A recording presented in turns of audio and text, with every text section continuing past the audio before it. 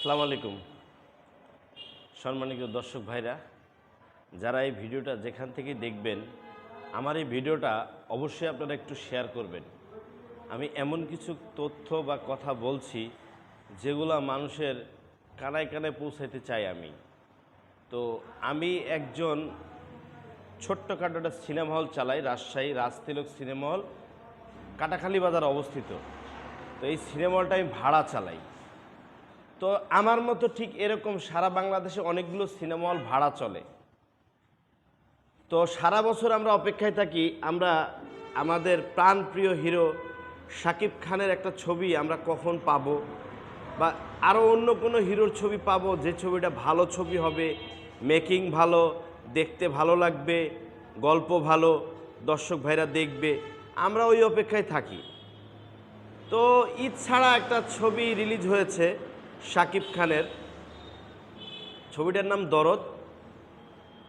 তো এই ছবিতে তার সাথে বোম্বের একটা নায়িকা আছে, নাম সোনাল চৌহান, এবং আরও একজাক তারকা আছে। ছবিটা দেখতে অনেক সুন্দর, গল্পটা ভালো, স্বামী স্ত্রীর একটা বন্ধন নিয়ে সিনেমাটা হয়েছে। একটা প্রেম ভালোবাসা, একটা থ্রিলার গল্পের ছবি। তো আসলে সিনেমা যদি দর্শক না দেখে শাকিব খানের ছবি, তাহলে সিনেমা হলের মালিকরা এমনি এরা ক্ষতিগ্রস্ত হয়ে গেছে। বছর শেষে ছবি পায়, যে ছবি পাওয়ার পরে যে টাকা দিয়ে তারা কিনে নিয়ে আসে, যারা ভাড়াটিয়া হল মালিক আছে, এদের ভাড়ার টাকাই হয় না। তাহলে সিনেমা হলের যে একটা বিনোদন, এই বিনোদনটা কিভাবে টিকবে? তো এটা টিকাইতে গেলে শুধু আমি আমার কথা বলছি না, আমি সারা বাংলাদেশ যারা ভাড়ায় সিনেমা হল চালায়, আমি সেই ভাইদেরকে নিয়েই বলছি, এবং যারা দর্শক আছেন আমি তাদের উদ্দেশ্যেই বলছি, ভাই আপনারা যে যেখানে পারেন শাকিব খানের ছবি যদি আপনারা না দেখতে চান তো দেখবেন আর কি। শাকিব খান ছাড়াও বাংলাদেশে এখন আস্তে আস্তে অনেক ভালো ভালো হিরোদের ছবি আসতেছে বা বানাচ্ছে। মানুষ চেষ্টা করতেছে এই চলচ্চিত্র জগৎটাকে টিকিয়ে রাখতে ভালো ভালো প্রোডাক্ট দিয়ে। তো আমরা চেষ্টা চলচ্চিত্রে মানুষ যতই করুক, তো টিকিয়ে থাকার জন্য তো দর্শক ভাইদের একটু এগিয়ে আসতে হবে। আপনারা যদি এগিয়ে না আসেন তাহলে তার বিনোদন টিকবে না। আপনারা যদি মনে করেন এই বিনোদনটা আমাদের জীবনে আর দরকার নেই, তাহলে ঠিক আছে, তাহলে আমরা কেন কষ্ট করতে যাব বিনোদন টিকানোর জন্য?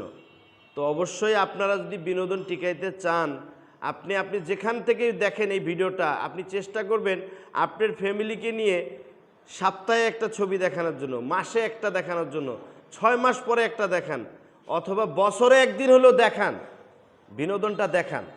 বিনোদন দেখলে ভালো লাগবে। বিনোদন এমন একটা জিনিস, এটা বললেই চলে আসে না ভাই।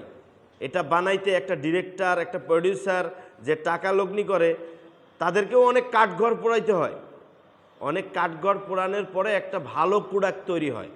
একটা ভালো প্রোডাক্ট দেওয়ার জন্য একটা ডিরেক্টর অনেক কিছু করে, অনেক কাঠঘর পোড়ায় একটা ডিরেক্টর একটা ছবি বানায়। একটা প্রডিউসারের পিছে শ্রম দিয়ে, আর্টিস্টের পিছে শ্রম দিয়ে, একটা গল্পের পিছে শ্রম দিয়ে একটা ছবি বানায়। সে চায় তার ছবিটা বাংলাদেশে মানুষ দেখুক। একটা টিকিটই তো ভাই, একটা সিনেমা হলওয়ালাকে একটা টিকিট দেন না, সেটা আমার সিনেমা হল হোক আর আপনার আশেপাশে যে সিনেমা হল আছে সারা বাংলাদেশের, যেখান থেকে আপনি ভিডিওটা দেখবেন, আপনার পাশের সিনেমা হলই যে সিনেমাটাই চলুক না, একটা করে টিকিট দেন না। একটা টিকিটের বিনিময়ে সিনেমা হলটা টিকে যাবে, বিনোদনটা টিকবে, ভবিষ্যতে ভালো ভালো বিনোদন পাবেন। তো সিনেমা হল টিকানোর জন্য সরকার কিন্তু কোনো উদ্যোগ নেয় না। সরকার কোনো উদ্যোগের যে সরকারি যে ত্রাণ থাকে বা বিভিন্ন তহবিল থাকে, উন্নয়নের তহবিল থাকে, সরকার কিন্তু কোনো বিনোদন কেন্দ্রকে বলে না যে আপনার বিনোদন কেন্দ্রটা নষ্ট হয়ে গেছে, আপনি কিছু টাকা নেন সরকার থেকে, নিয়ে আপনি বিনোদনটাকে ঠিক করেন। এই উদ্যোগ কিন্তু সরকার কখনোই নেয় না। উন্নয়নের খাতে কি সিনেমা হলের নাম থাকে না? এটা একমাত্র যারা সরকারি লোক আছে তারা বলতে পারবে, আমি বলতে পারবো না। হয়তো আমার এই ভিডিওটা আপনারা হয়তো অনেক খারাপ মাইন্ডে নিতে পারেন, কোনো ভালো মাইন্ডেও নিতে পারেন, সেটা আপনাদের ব্যক্তিগত ব্যাপার। কিন্তু আমি যে কথাটা বলতেছি, একটা বিনোদন টিকাতে যে পরিমাণ পয়সা লাগে সেই পরিমাণ আমাদের বিক্রি হয় না। বছরে যে পরিমাণ খরচ সে পরিমাণ না। 5টা লোক থাকলে ওই 5টা লোকের বেতনও হয় না, তাহলে তারা কি করে বাঁচবে? তাহলে কি সবাই ওই রিক্সাওয়ালা, ঠেলাওয়ালা, অটোওয়ালা, দোকানদার যদি সবাই এই কাজটা করে, এই কাজ করে যদি উপার্জন করে, তাহলে বিনোদন কি এই দেশ থেকে চলে যাবে? সব কি তাহলে মোবাইলে দেখবে মানুষ? ইন্টারনেটওয়ালারা সাথে জড়িত থাকবে, ওদের ইন্টারনেটে দেখবে আর পয়সা খরচ করবে, আর বিনোদন কেন্দ্র বন্ধ হয়ে যাবে? এটাই কি চায় এদেশের দর্শক? দর্শক ভাইদের উদ্দেশ্যে বলছি, আমার এই ভিডিওটা খারাপ যদিও লাগে, একটা শেয়ার করেন, আরও 10 জনকে জানান। বিনোদনটা টিকানোর জন্য আপনাদের ভালোবাসা আমাদের কাম্য। সারা বাংলাদেশে যে যেখান থেকে পারবেন এই ভিডিওটা দেখবেন। অবশ্যই যে কোনো জায়গায় সিনেমা হল আছে সেখানেই সিনেমা দেখেন।